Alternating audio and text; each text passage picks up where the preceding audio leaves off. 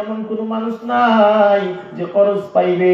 আল্লাহর বান্দি আবারও কিফিলের দরওয়াজায় গিয়ে হাজির। যখন কোনো উপায় উপায়ন্তর নাই, আবারও কিফিলের দরওয়াজায় গিয়ে হাজির, গিয়ে বলে, কিফিল ভাই, আমি তোমার শর্তে রাজি হয়ে গেলাম, কারণ আমার যে ছাড়া কোনো পথ নাই, আর আমার চোখের সামনে আমার সন্তানেরা ক্ষুধার যন্ত্রণায় ছটফট করতে করতে দুনিয়া থেকে বিদায় হবে, এটা আমি মা হয়ে সহ্য করতে পারবো না। কিফিল ভাই, তুমি আমাকে ঋণ দাও, তোমার শর্ত আমি মেনে নিলাম। আল্লাহর বান্দি খরচ নিয়ে সন্তানদেরকে পরিতৃপ্ত করে খাওয়ালো, এবার শর্ত পূরণের পালা। আল্লাহর বান্দি আল্লাহর কাছে সাহায্য চায়, আল্লাহ কেমন পরীক্ষায় আপনি পালাইলেন, ও আল্লাহ, জানি না আমি নাকি অকৃতকার্য হয়ে যাই। আল্লাহ, আমি আপনাকে ভয় পাই, আল্লাহ আপনি একটা উদ্ধারের ব্যবস্থা করিয়া দিয়েন। আল্লাহ আল্লাহর বান্দি যখন কিফিলের শর্ত অনুযায়ী নির্ধারিত জায়গায় নির্ধারিত সময়ে গিয়ে উপস্থিত, মুসলমান ভাই, আল্লাহর বান্দি কি পরিমাণ ইমানি পরীক্ষার সম্মুখীন হয়েছেন, একটু মনোযোগ দিয়ে অন্তরের কান লাগিয়ে বোঝার চেষ্টা করুন। আল্লাহর বান্দি যখন শর্ত মাফিক নির্ধারিত জায়গায় গিয়ে হাজির, এবার কিফিল যখন তার ক্ষুধার্ত যৌবন নিয়ে যখন আল্লাহর বান্দির শরীরে হাত দিবে, এমনিতেই আল্লাহর কুদরতের খেলা আরম্ভ হয়ে গেছে। আল্লাহর বান্দির চক্ষু থেকে টপটপ করে পানি পড়তেছে, আর শরীরের মধ্যে এক ধরনের কম্পন আরম্ভ হয়ে গেছে। চিৎকার দিয়ে পড়ি সুবহানাল্লাহ। কিফিলের অবস্থা দেখার পর থমকে গেল। আরে, আমি তো তোকে বাধ্য করি নাই, তুই তো স্বেচ্ছায় রাজি হয়েছো, তুই তো স্বেচ্ছায় রাজি হয়েছ, এখন কেন কাঁদো, এখন কেন কাঁদো? একটু চিৎকার দিয়ে পড়েন হেদায়েতের মালিককে, আর একটু জোরে জোরে পড়েন হেদায়েতের মালিককে। রব্বি আল্লাহ লা ইলাহা গায়রুহু ওয়া নবিহি মুহাম্মদ মুস্তাফাহু দীনিয়াল ইসলামু দীনু মাওকাহু আরজু কুফরানা ওয়ান ইনদাহু মুকতাদা ইয়া নাবিয়্যুন ওয়া সাহবুহু নুজুমুল লিল হিদায়া ফি জামাহু। আল্লাহর বান্দা জবাব দেয়, ভাই কিফিল, তোমার শর্ত অনুযায়ী আমি প্রস্তুতি নিয়ে চলে আসলাম। তুমি যেই মাত্র আমার শরীরের মধ্যে স্পর্শ করেছ, আমার অন্তরের মধ্যে একটা ভয় ঢুকে গেছে। আমার এই শরীরের মধ্যে জিন্দেগিতে কোনো পরপুরুষ হাত দেয় নাই, আমার অন্তরের মধ্যে একটা ভয় ঢুকে গেছে। একটু পরে যদি আমি মারা যাই, আমি আমার মাওলার সামনে আমি কোন মুখ নিয়ে দাঁড়াবো? আমি তো বেবিচারকারিনী হয়ে দাঁড়াবো, আমি তো জানিয়া হিসাবে দাঁড়াবো। আমি আমার মাওলার ভয় অন্তরের মধ্যে ঢুকে গেছে। হাসরের ময়দানে আমি তো আল্লাহর আদালতে আসামি হয়ে যাব, আমি তো জাহান্নামী হয়ে যাব, আমার তো কোনো উপায় নাই। এই জবাব যখন কিফিল আল্লাহর বান্দার জবান থেকে শুনল, কিফিলের অন্তরের মধ্যে একটু ধাক্কা লাগছে। আবার চিৎকার দিয়ে পড়েন হেদায়েতের মালিক কে? আল্লাহ পাক রব্বুল আলামিনের হেদায়েতের ইশারা হয়ে গেছে। সাথে সাথে কিফিলও কাঁদতে আরম্ভ করেছেন। পিছনের জিন্দেগির সমস্ত ইতিহাস কিফিলের স্মরণ হতে লাগলো। আল্লাহ তো আমাকে কোনো কিছু কম দেন নাই, আল্লাহ আমাকে বাদশাহী দান করেছেন, ক্ষমতা দান করেছেন, আল্লাহ আমাকে ধন দৌলত দান করেছেন, রূপ সুন্দর যৌবন দান করেছেন, কিন্তু একটা বারের জন্য আমি পরকাল নিয়ে ভাবি নাই, একটা বার আমি আমার হাসর নিয়ে ভাবি নাই।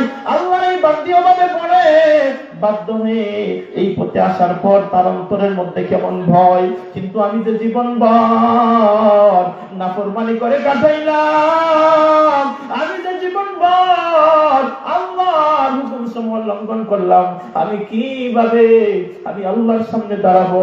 আমার তো মনে হয় আমার থেকে বড় জঘন্যতম অপরাধী এই জমিনের মধ্যে কেউ নাই, আমি কেমনে দাঁড়াবো?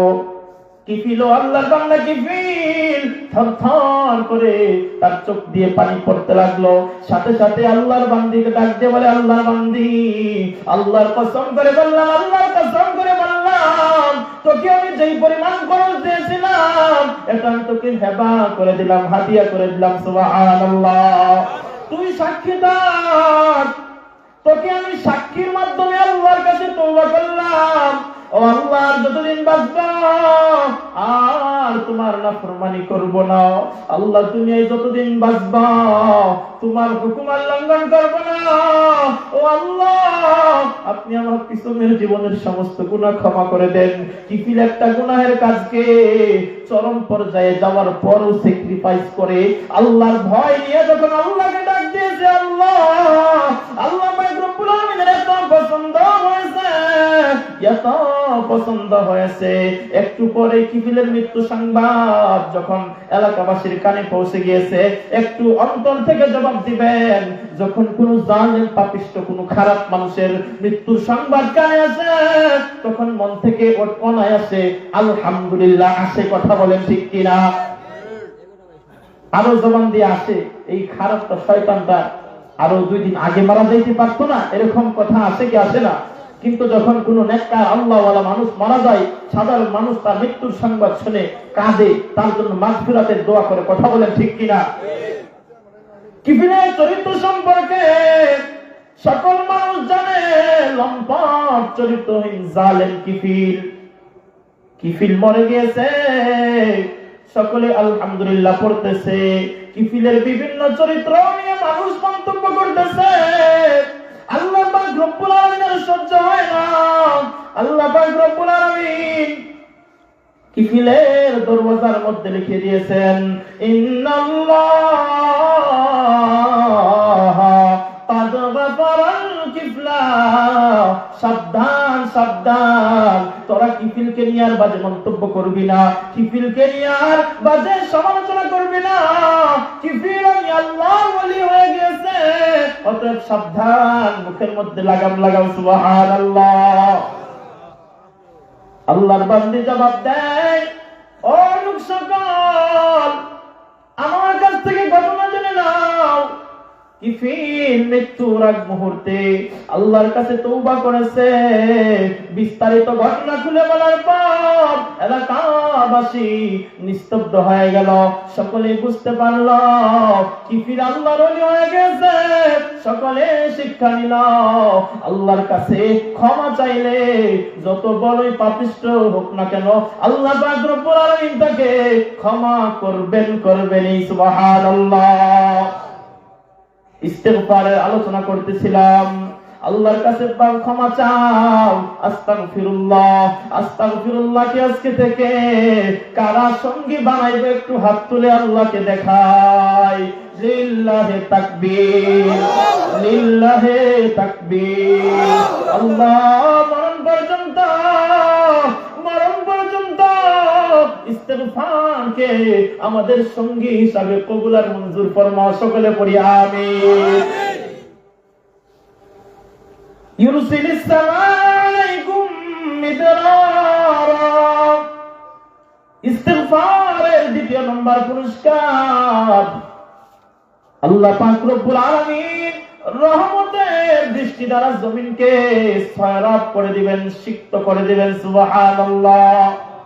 এখন তো প্রযুক্তি আমাদেরকে অনেক আগায় দিয়েছে।